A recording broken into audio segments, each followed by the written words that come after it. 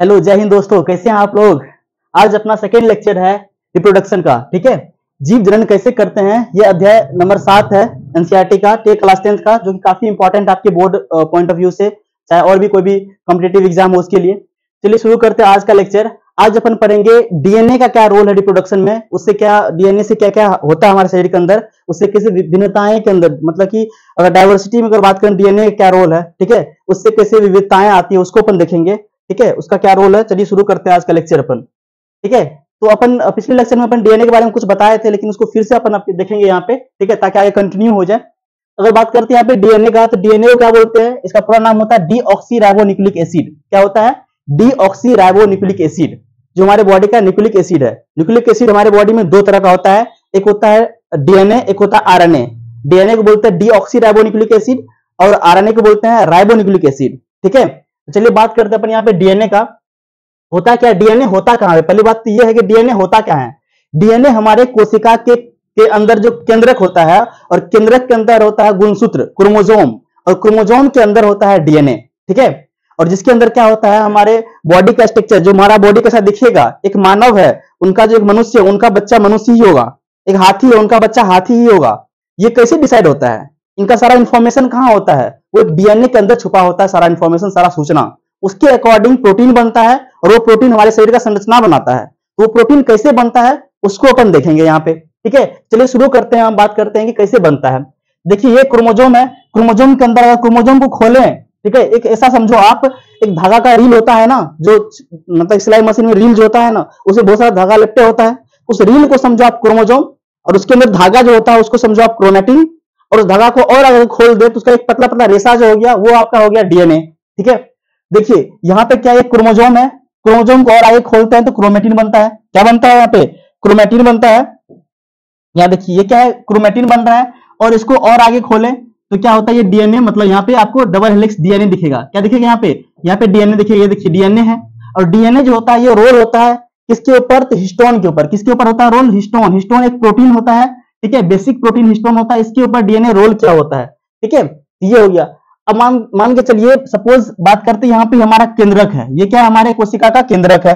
ठीक है, ये क्या है, हमारे कोशिका का केंद्रक है।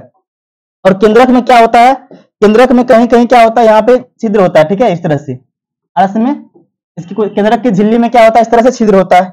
अब देखिए, ये हमारे केंद्रक के अंदर क्या होगा, यहाँ पे होगा क्रोमोसोम। ठीक है, ये हमारा क्रोमोसोम है। ठीक है, और क्रोमोसोम के अंदर क्या होगा, डीएनए होगा। ये मान लीजिए हमारा डीएनए है। ठीक है, ये क्या है, हमारा डीएनए। ये तो क्या है, क्रोमोसोम हो गया। ठीक है, क्रोमोसोम हो गया, क्रोमोसोम हो गया। ठीक है, और यहाँ पे ये क्या हो गया, हमारा डीएनए हो गया। तो होता क्या है, डीएनए के अंदर सारा सूचना है। डीएनए हमारे केंद्रक के अंदर बैठा होता है। इसे समझ सकते हो आप, ये इसका ऑफिस हो गया, यहाँ पे ये बैठा होता है। ठीक है, और ये पूरा कोशिका को कंट्रोल कर रहा होता है। ठीक है, तो यहाँ पे बैठा है ये केंद्रक के अंदर, और ये अपना सूचना जो है एक प्रकार के आरएनए को देगा, उसको अपन बोलते हैं मैसेंजर आरएनए। ये अपना सूचना जो है एक आरएनए को दिया, एक आरएनए बनाया, उसको बोलते हैं एमआरएनए, मैसेंजर आरएनए। नाम में ही है मैसेंजर आरएनए, जो कि सूचना लेगा कहां से, डीएनए सूचना लेगा। ठीक है, और ये मैसेंजर आरएनए जो ये जो छिद्र होता है, इससे बाहर निकलेगा। ये देखिए यहां से बाहर निकल रहा है। यहाँ पे देखिए ये कोशिका द्रव हो गया। ये क्या हो गया, कोशिका द्रव। ठीक है, ठीक है, और इसके अंदर क्या, कोशिका द्रव के अंदर होता है, यहाँ पे होता है राइबोसोम। ये देखिए ये राइबोसोम हो गया। राइबोसोम क्या किया, इस एमआरएनए से आके बाइंड किया। यहाँ पे ये एमआरएनए है, इस एमआरएनए से आके क्या किया, राइबोसोम बाइंड किया। ठीक है, और राइबोसोम क्या किया, ये क्या है, राइबोसोम है। इसको अपन लिख देते हैं यहाँ पे, ये क्या है, ये आपका राइबोसोम।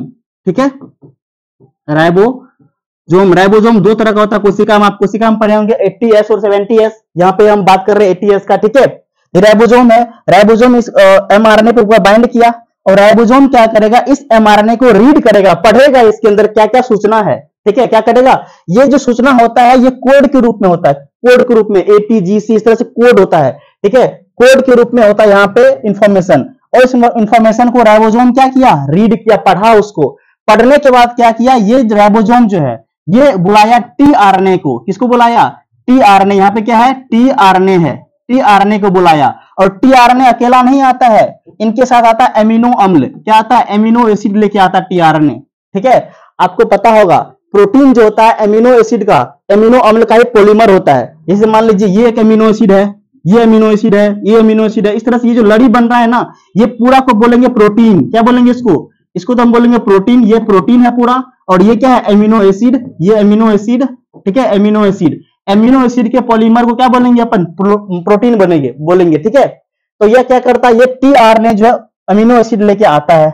हमारे पास जो है हमारे बॉडी में 20 प्रकार के 20 प्रकार के अमीनो एसिड होता है। जैसे कि मान लीजिए आपके पास है 20 तरह के अलग अलग कलर का फूल दे दिया आपको, ठीक है, अलग अलग कलर के फूल फ्लावर दे दिया आपको, ठीक है, और मान लीजिए व्हाइट, ब्लैक, येलो, इस तरह से 20 कलर का फूल दे दिए और हर एक कलर का बहुत सारा कार्टून में भर के दे दिया आपको। व्हाइट का बहुत सारा कार्टून दे दिया, आप 20 तरह का कमरा है और 20 तरह का कमरा में आप एक एक कलर का फ्लावर को आप भर दिए, ठीक है। अब उसके बाद आपको हम बोल रहे हैं कि आपको एक माला बनाना है, ठीक है, आपको इस फूल का एक माला बनाना है। आप कितने प्रकार के माला बना सकते हैं, आप बहुतों प्रकार के माला बना सकते हैं। हो सकता है एक माला में आप मतलब कि ब्लैक कम दिए, व्हाइट ज्यादा दे दिए, येलो कम दिए, पिंक ज्यादा दे दिए, इस तरह से क्या डिफरेंट डिफरेंट टाइप का आप माला बना सकते हैं। तो आपके पास क्या होता है, यहाँ पे 20 तरह का अमीनो एसिड होता है और उस अमीनो एसिड से मिलकर अनेकों प्रकार के प्रोटीन बना सकते हैं, ठीक है, अनेकों प्रकार क्या बना सकते हैं, प्रोटीन बना सकते हैं, ठीक। तो यहाँ क्या होता है, यहाँ से एमआरएनए आया, एमआरएनए को रीड किया राइबोसोम, राइबोसोम जब रीड किया तो जिस हिसाब से पढ़ते गया उसी हिसाब से क्या किया, टीआरएनए को बुलाते गया।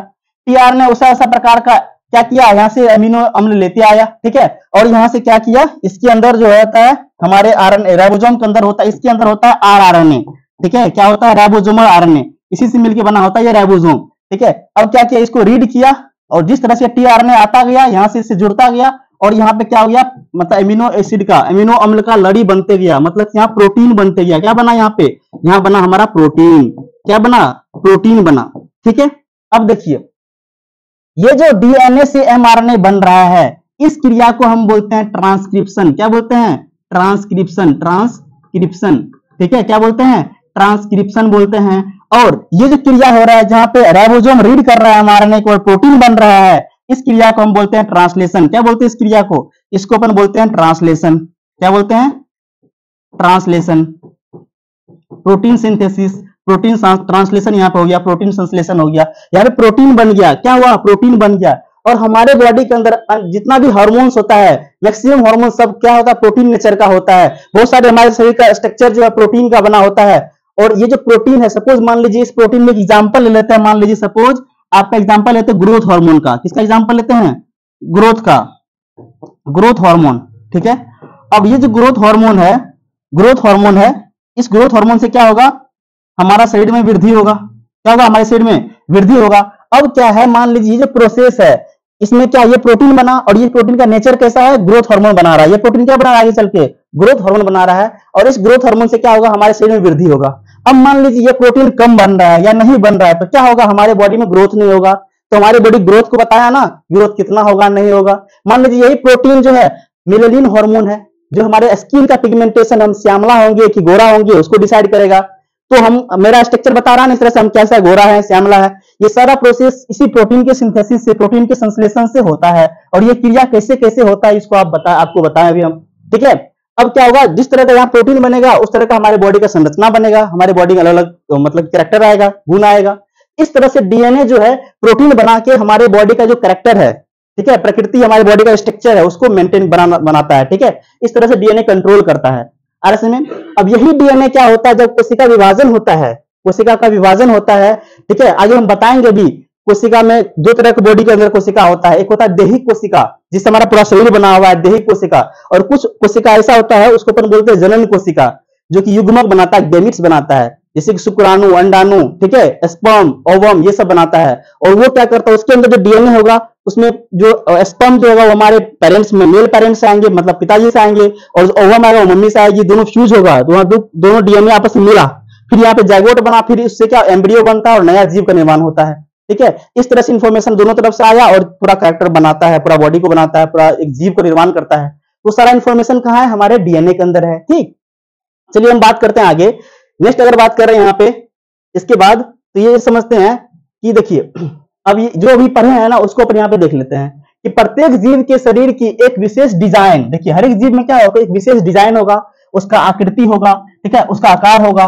ये सब आकार आकृति सब जो होता है जो उसकी कोशिका के केंद्रक में उपस्थित किसके पास होता है, डीएनए के पास इंफॉर्मेशन होता है, डीऑक्सीराइबोन्यूक्लिक अम्ल, इसी को बोलते हैं डीएनए, ठीक है। क्या बोलते हैं, डीऑक्सीराइबोन्यूक्लिक एसिड, डीऑक्सीराइबोन्यूक्लिक अम्ल, ठीक है। डीएनए के के अनुक्रम में निहित होता है। इसके अंदर सीक्वेंसिंग होता है, ठीक है, कोड के रूप में सीक्वेंस होता है ATGC इसी तरह से, ठीक है, ये इसमें निहित होता है, ठीक है, स्टोर होता है। केंद्रक के अंदर उपस्थित डीएनए अनुक्रम से विशिष्ट प्रोटीन का संरचना, ठीक है, प्रोटीन संरचना बनता है, संरचना की सूचनाएं अंतर्निहित होती है। किसके अंदर? डीएनए के अंदर। डीएनए के अंदर सीक्वेंसिंग जो होता है उसके अंदर होता है। ये प्रोटीन की संरचना के अनुसार, ये जो प्रोटीन है इसका प्रोटीन जो बना उसके संरचना के अनुसार जीवों के शरीर और क्रियाएं निर्धारित होती है। ये तो बताएं अभी आपको हम, ठीक है। चलिए आगे हम बात कर रहे हैं। नेक्स्ट क्या कह रहा है, जब जनन क्रिया के द्वारा जीव नए जीव उत्पन्न करता है, जनन क्रिया में क्या होगा, एक जीव से नया जीव बनेगा, ठीक है, जनक से क्या हुआ, संतति बनेगा, जनक जो पेरेंट्स है उससे ऑफस्प्रिंग बनेगा, ठीक है। ये क्या कह रहा है, जब जनन क्रिया द्वारा जीव नए जीव का उत्पन्न करता है तब केंद्रक के अंदर रासायनिक क्रिया द्वारा डीएनए की क्या होती है, अनुकृति होती है, डीएनए की कॉपी होता है, क्योंकि एक कोशिका से दो कोशिका बनेगा। इस डीएनए के अंदर जितना इंफॉर्मेशन है वही इंफॉर्मेशन इसके अंदर भी जाना चाहिए, ठीक है। तो क्या हुआ, यहाँ पे डीएनए का कॉपी होगा, फिर वो कॉपी डीएनए दोनों कोशिका में बटेगा। अर्थ में तो क्या होता है, यहाँ पे डीएनए का अनुकृति कॉपी तैयार करता है। इस क्रिया को डीएनए अनुकृति कहते हैं, डीएनए रेप्लिकेशन कहते हैं, ठीक है। अब देखिए, जब अनुकृति तैयार की जाती है तो उस समय जनन कोशिका में क्या होता है, डीएनए की संरचना में हल्का फुल्का अंतर आता है। देखिए होता क्या है, जब यहाँ पे क्या है ना, जो हमारे बॉडी का जनन कोशिका है उससे जब गेमिट बन रहा होता है, ठीक है, जब गेमिट मतलब कि शुक्राणु अंडाणु ये बन रहा होता है, तो एक कोशिका डिवीजन का एक प्रक्रिया मतलब प्रकार है, उसको बोलते हैं आप अर्धसूत्री विभाजन। अर्धसूत्री मतलब मियोसिस। मियोसिस सेल डिवीजन में क्या होता है, एक स्टेप आता है उसको बोलते हैं क्रॉसिंग ओवर, ठीक है। क्रॉसिंग ओवर टाइम पे क्या होता है, डीएनए के अंदर कुछ चेंजेज आता है, हल्का फुल्का चेंज आता है, उससे क्या आता है, वेरिएशन आता है, विभिन्नताएं आती है, मतलब कि आगे जो नया ऑर्गेनिज्म पैदा होगा उसमें कुछ विभिन्नताएं आएगा, 100% सिमिलर नहीं होता है अपने पेरेंट्स से, ठीक है, उससे विभिन्नताएं आती है। तो क्या होता है, यहाँ पे हल्का फुल्का अंतर आता है। प्रजनन के समय यही अंतर विविधता का रूप में देखा जाता है। ये जो अंतर आ रहा है यहाँ पे, जब गेमिट बन रहा है, जिस टाइम में ये शुक्राणु अंडाणु बन रहा होता है तो उस टाइम में कुछ चेंजेज आता है वहां पे, ठीक है, जिसको कोशिका विभाजन में आप पढ़ेंगे, ठीक है, उसमें चेंजेज आता है, उस चेंज के कारण क्या होता है, विभिन्नताएं आती है, ठीक है। अब देखिए क्या कर रहा है यहाँ पे, नेक्स्ट क्या है कि डीएनए प्रकृति मतलब प्रतिकृति रेप्लिकेशन का प्रजनन में महत्व क्या है। कोशिका केंद्रक में पाए जाने वाले गुणसूत्र में के डीएनए के अणुओं में क्या होता है, यहाँ पे अनुवांशिक गुण का संदेश होता है। बिल्कुल सही बात है, जो गुण हमारे एक जनरेशन से दूसरे जनरेशन में जाता है उसी को तो अनुवांशिक गुण कहते हैं। ये होता कहाँ, हमारे डीएनए के अंदर, ठीक है, जो जनक से संतति की पीढ़ी में जाता है। कहां से, हमारा पेरेंट्स जो है जनक, उससे कहां जाएगा, संतति के अंदर, मतलब कि डॉटर सेल के अंदर, ठीक है, आगे जो उसका नया जीव होगा मतलब संतति उसकी पीढ़ी में जाएगा।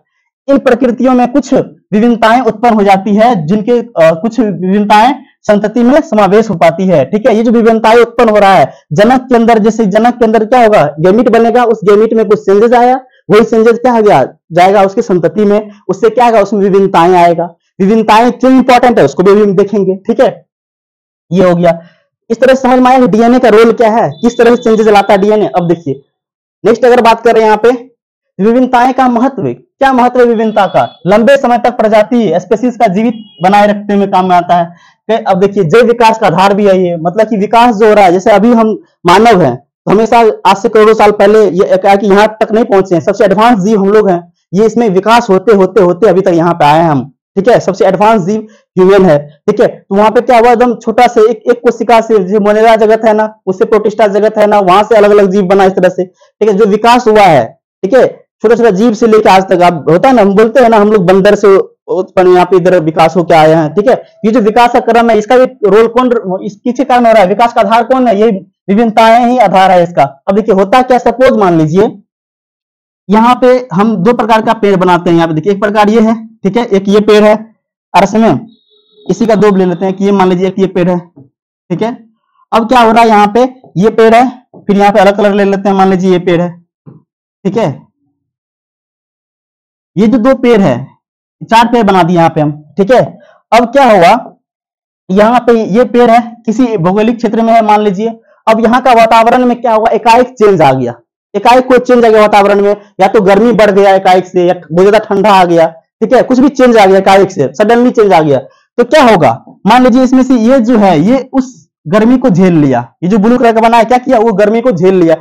ये चारों एक ही प्लांट है, सेम तरह का प्लांट है, ठीक है। इसमें क्या हुआ, लेकिन कुछ सब में विभिन्नताएं हैं, क्या हुआ, इसमें से ये वाला जो है ये बच गया, बाकी ये दोनों जो है ये निपट गया।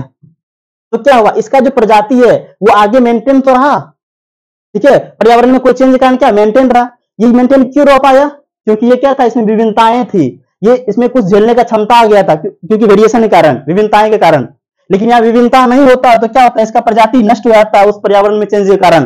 ठीक है, इसलिए ये इंपॉर्टेंट, इसलिए कहते हैं लंबे समय तक प्रजाति स्पेसीज की, प्रजाति या स्पेसीज की क्या करते हैं, जीविता मतलब उसके लाइफ को क्या करता है, बनाए रखने में उपयोगी होता है क्या, वेरिएशन। इस तरह से आ रहा समझ में। ठीक है, और ये जैव विकास का आधार भी है।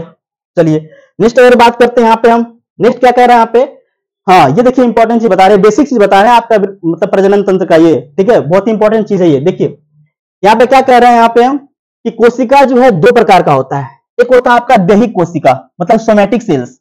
ठीक है, हमारे बॉडी का जितना सेल्स, यहाँ का सेल्स, यहाँ का सेल्स, ये सारा सेल्स क्या होगा, सोमैटिक सेल्स होगा। ठीक है, जो हमारी बॉडी की वृद्धि करता है। ठीक है, ये क्या हो गया हमारा सोमैटिक सेल्स। इसमें क्या होता है, माइटोसिस होता है, समसूत्री विभाजन होता है। विभाजन दो तरह का होता है, एक होता है समसूत्री विभाजन, एक होता है अर्धसूत्री विभाजन। समसूत्री को बोलते हैं माइटोसिस और अर्धसूत्री को बोलते हैं मियोसिस। ठीक है, दो तरह का विभाजन होता है।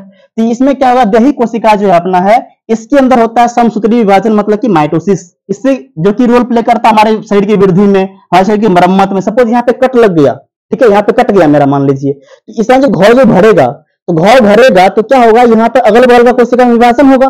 तो वो जो विभाजन हो रहा है यहाँ पे, वो कौन सा विभाजन होगा, समसूत्री विभाजन। और किस कोशिका में होगा, दैहिक कोशिका के अंदर। ठीक है, तो ये जो वृद्धि हो गया, मरम्मत हो गया, ये काम कौन करता है, दैहिक कोशिका के अंदर करता है। और एक कोशिका होता है जनन कोशिका, इसको बोलते हैं इंग्लिश में जर्म सेल। ठीक है, इस जर्म सेल के अंदर क्या होता है, अर्धसूत्री विभाजन होता है, मतलब कि मियोसिस होता है।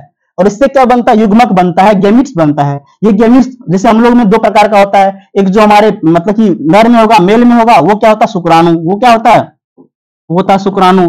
ठीक है, और जो फीमेल के अंदर होता है वो होता है अंडाणु। ठीक है, वो क्या हो गया, अंडाणु। अंडाणु बोले तो ओवम। ये देखिए यहाँ पे ये फीमेल है, ये क्या है, ये फीमेल है। ठीक है, ये क्या है, ये फीमेल है। और देखिए ये क्या है, मेल है, ये मतलब कि नर है, ये मादा है। और ये मादा जो है इससे क्या बनेगा, एग बनेगा, ओवम बनेगा, इसको क्या बोलेंगे, अंडाणु। क्या बोलते हैं, अंडाणु। ये अंडाणु हो गया। और यहाँ से क्या, मेल से क्या, ये नर है, नर से क्या बन रहा है, यहाँ पे देखिए ये जो स्पर्म है, स्पर्म को हिंदी में क्या बोलते हैं, शुक्राणु। ये युग्मक, ये क्या है, युग्मक कोशिका है। ठीक है, क्या बन रहा है, ये युग्मक बन रहा है, गैमिट्स बन रहा है, शुक्राणु। और ये दोनों आपस में मिलेगा तो क्या, उसको इस प्रक्रिया को बोलते हैं फर्टिलाइजेशन, इसको बोलते हैं निषेचन। ठीक है, और इससे क्या होगा, फिर ये फर्टिलाइज होकर जो जायगोट बनता है, क्या बनता है, जायगोट बनता है। और जायगोट से आगे क्या बनेगा, एम्ब्रियो बनेगा, और उससे नया जीव का निर्माण होगा। ठीक है, अब देखिए ये जो हम बोल रहे हैं यहाँ पे कोशिका जो है, कोशिका दो प्रकार का हो गया, दैहिक कोशिका और जनन कोशिका। दैहिक कोशिका वृद्धि मरम्मत में काम में आएगा, और जनन कोशिका जो है इसमें अर्धसूत्री विभाजन होगा, इससे गैमीट बनेगा। ठीक है, इसके अलावा दो तरह का कोशिका और होता है, मतलब बेसिस पे अगर बांटे तो हम, एक होता है हैप्लॉइड सेल्स, एक होता है डिप्लॉइड सेल्स। ठीक है, उसको अपन देखते हैं। देखिए अगर हम बात करें यहाँ पे कोशिका, तो कोशिका को दो तरह से बांटते हैं अपन, उसके क्रोमोसोम जो होता है गुणसूत्र के सेट के आधार पे, मतलब उसके अंदर कितना गुणसूत्र है उसके आधार पर कोशिका को दो भाग में बांटते हैं। एक हो गया आपका अगुणित कोशिका, एक हो गया द्विगुणित कोशिका। अगुणित को बोलते हैं हैप्लॉइड सेल, द्विगुणित को बोलते हैं डिप्लॉइड सेल। हैप्लॉइड सेल के अंदर क्या होता है, गुणसूत्र की एक सेट होता है, इसको एन से दिखाते हैं, किससे दिखाते हैं, एन से दिखाते हैं। और जो डिप्लॉइड सेल होता है इसके अंदर गुणसूत्र का जो दो सेट होता है, मतलब 2n से दिखाते हैं इसको। ठीक है, जैसे कि हम लोग के अंदर अगर बात करते हैं तो n का वैल्यू जो होता है वो हमारे अंदर होता है 23। कितना होता है, 23।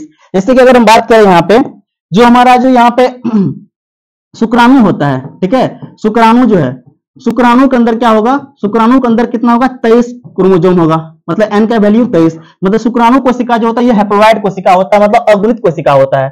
और ओवम भी होगा, क्या होगा, अब देखिए ये तो हो गया शुक्राणु, ये क्या हो गया शुक्राणु, और यहाँ पे ये हो गया अंडाणु। ठीक है, ये जो अंडाणु हो गया मतलब ओवम सेल हो गया। ठीक है, इसके अंदर क्या होगा, यहाँ भी n बराबर कितना होगा, 23 होगा। और इन दोनों से मिलकर क्या होगा, यहाँ पे निषेचन होगा, और यहाँ पे जायगोट बनेगा। क्या बनेगा, जायगोट बनेगा। और ये जायगोट बन रहा है यहाँ पे, ठीक है, जायगोट जो बन रहा है, इस जायगोट के अंदर क्या होगा, 2n हो जाएगा। ये क्या होगा, n मिलकर 2n हो जाएगा, और ये कितना हो जाएगा, 46 हो जाएगा, 46 हो जाएगा। इस तरह से क्या एक जीव के अंदर 46 का 46 को रिकवर हो गया ना। ठीक है, 46 का, और फिर इसमें क्या होगा, विभाजन होगा, माइटोसिस होगा, समसूत्री विभाजन होगा, और इससे क्या होगा, पूरा शरीर का निर्माण होगा। ठीक है, तो इस तरह से जो हमारा जो मतलब कि जो युग्मक है, युग्मक जो होता है इसका एग्जांपल क्या हो गया, युग्मक कोशिका। ये क्या हो गया, इसका अगुणित का युग्मक हो गया। ठीक है, युग्मक। ठीक है, गैमीट सेल। ठीक है। गैमीट सेल, युग्मक कोशिका हो गया, वो क्या होता है, वो हैप्लॉइड होता है, अगुणित होता है। और जो हमारा देहिक कोशिका होता है, ठीक है, देहिक हो गया या जनन कोशिका हो गया, देहिक कोशिका, जनन कोशिका, ठीक है, ये क्या हो गया हमारा डिप्लॉइड हो गया। जर्म सेल भी डिप्लॉइड होता है, उससे फिर आगे क्या होता है, उसमें म्यूसिस होता है, उससे बनता है हमारा गैमीट। ये दो तरह कोशिका हो गया उसके सेट के आधार पे, ठीक है। ये एन का वैल्यू अलग अलग जीव में अलग अलग होगा, जैसे हम लोग में कितना होता है 23 होता है एन का वैल्यू, 2n बराबर 46 हो जाएगा, ठीक है। ये था कोशिका का विभाजन कि मतलब सॉरी कोशिका में मतलब कि प्रकार उसका किसके आधार पे, मतलब कि गुणसूत्र के आधार पे। इससे पहले जो अपन देखे ये जो विभाजन था यहाँ पे, ये जो विभाजन था कि कोशिका मतलब कि युग्मक कौन बनाता है कौन नहीं बनाता है। जो युग्मक बनाता है उसको जनन कोशिका बोलेंगे, जो नहीं बनाता वो देहिक कोशिका, जो वृद्धि और मरम्मत में काम में आता है, ठीक है। अब देखिए, अब जब आगे पढ़ेंगे ना तो काफी मजा आएगा, ठीक है। अब यहां से अपना मेन चैप्टर शुरू होगा कि यहाँ पे प्रजनन के प्रकार बात करेंगे, प्रजनन के कितने प्रकार हैं, ठीक है, ठीक है। ये देखिए अब शुरू करते हैं, बात करें प्रजनन के प्रकार। प्रजनन जो है, प्रजनन यहाँ पे दो प्रकार का होता है, एक होता है अलैंगिक प्रजनन, एक होता है लैंगिक प्रजनन, ठीक है। अलैंगिक को बोलते हैं एसेक्सुअल रिप्रोडक्शन, क्या बोलेंगे इसको, इसको अपन बोलेंगे एसेक्सुअल रिप्रोडक्शन। अच्छा, एसेक्सुअल के अंदर एक होता है सेक्सुअल रिप्रोडक्शन, ठीक है, सेक्सुअल रिप्रोडक्शन, ठीक है। सेक्सुअल रिप्रोडक्शन और एसेक्सुअल में क्या अंतर है, अब देखिए क्या क्या होता है। अगर बात करते हैं अलैंगिक जनन का, अलैंगिक जनन में क्या होता है, सिंगल पेरेंट्स इन्वॉल्व होता है, एक ही पेरेंट्स इन्वॉल्व होंगे, ठीक है। जबकि जो मतलब कि लैंगिक प्रजनन होता है, सेक्सुअल रिप्रोडक्शन होता है, उसमें दो पेरेंट्स का इन्वॉल्वमेंट होता है, एक मेल और एक फीमेल पेरेंट्स का, और उन दोनों से क्या होगा, युग्मक बनेगा और दोनों आपस में मिलेंगे, फर्टिलाइजेशन होगा मतलब निषेचन होगा, फिर उससे क्या होगा, जैगोट बनेगा और जैगोट से एम्ब्रियो बनेगा, उससे फिर नया जीव का निर्माण होगा। जबकि अलैंगिक प्रजनन के अंदर एक ही पेरेंट्स की जरूरत पड़ता है, उन्हीं की बॉडी से क्या होगा, बॉडी से, ठीक है, मतलब कि प्रजनन होगा आगे। उसके अंदर क्या होता है, वेरिएशन भी बहुत कम देखने को मिलता है, किसमें, अलैंगिक में। और लैंगिक में क्या होता है, अधिक मतलब वेरिएशन मतलब विभिन्नताएं देखने को मिलता है। तो ज्यादा जो हमारे लिए लाभदायक है वो कौन है, लैंगिक प्रजनन ज्यादा लाभदायक होता है, ठीक है, ज्यादा इंपॉर्टेंट ये है।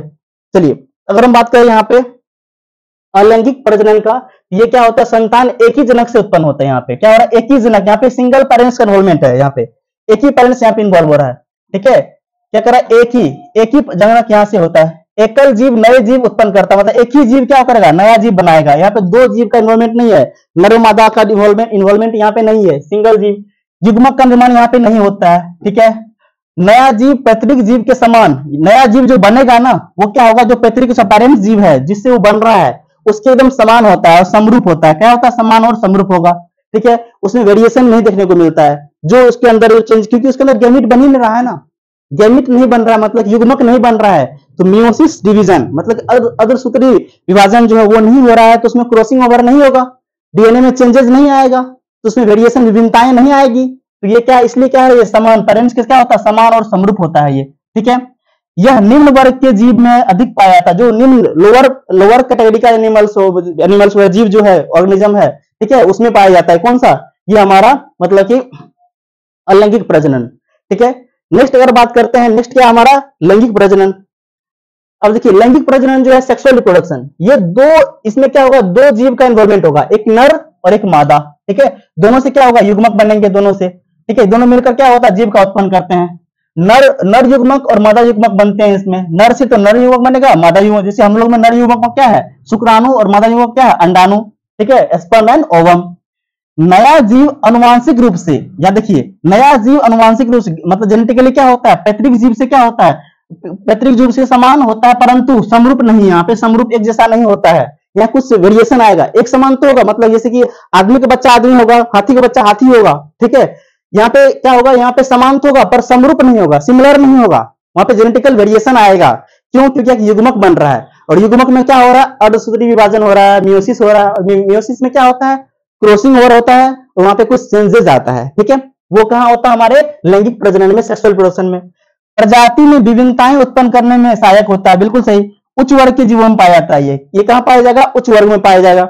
और जब आप एग्जाम देंगे तो आपको एग्जाम में यहाँ पे आपको पूछेगा कि लैंगिक प्रजनन और अलैंगिक प्रजनन में क्या अंतर है, उसको आप बताएं, ठीक है, ठीक है। ये देखिए, ये एकल जीव, लैंगिक अलैंगिक में क्या होगा, एकल जीव यहाँ पे इसमें पार्टिसिपेट कर रहा है, और नए जीव का एक ही जीव मिलकर यहाँ पे क्या नया जीव बना रहा है। यहाँ पे दो जीव यहाँ पे काम करेगा, एक नर और एक मादा मिलकर ये काम करता है, ठीक है। युग्मक का निर्माण यहाँ पे नहीं होता है और यहाँ पे होता है, यहाँ पे युग्मक नहीं होगा, युग्मक का निर्माण यहाँ पे नहीं होता, यहाँ पे होता है।